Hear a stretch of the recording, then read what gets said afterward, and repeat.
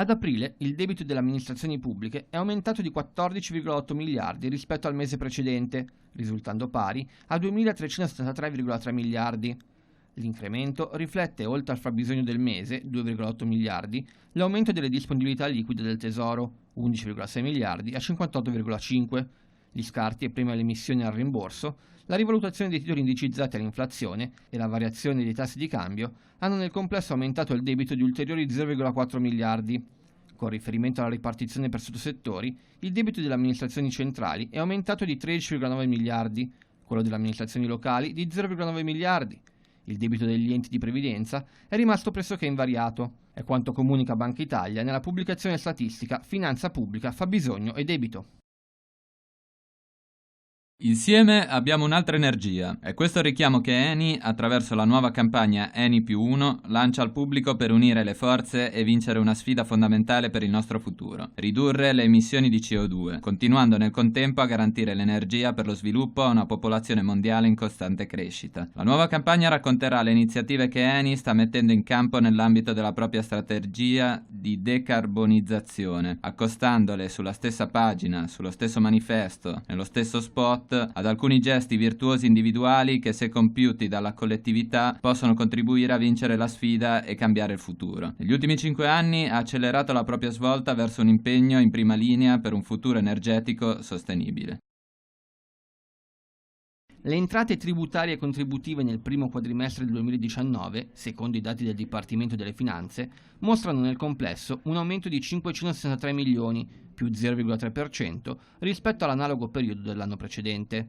Le entrate tributarie nel periodo gennaio-aprile evidenziano una crescita pari a 1.267 milioni, più 1,0%, rispetto allo stesso periodo del 2018. Le imposte contabilizzate al bilancio dello Stato registrano una variazione positiva del più 1,0% rispetto allo stesso periodo dell'anno precedente. Gli incassi contributivi nei primi 4 mesi del 2019 sono risultati pari a 76.534 milioni, in riduzione di 704 milioni rispetto al corrispondente periodo dell'anno precedente.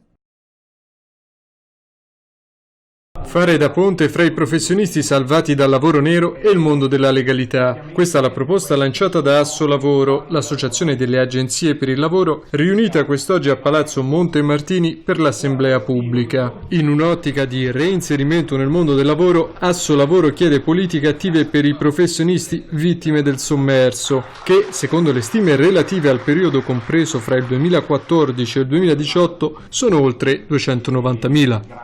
Noi vediamo quotidianamente che sul mercato del lavoro ci sono azioni di lavoro nero, di personale che è sottopagato, di lavoro grigio, di ipersfruttamento.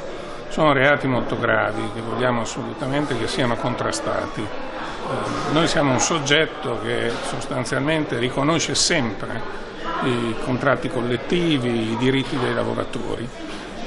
Vediamo che le cose non stanno sempre esattamente così.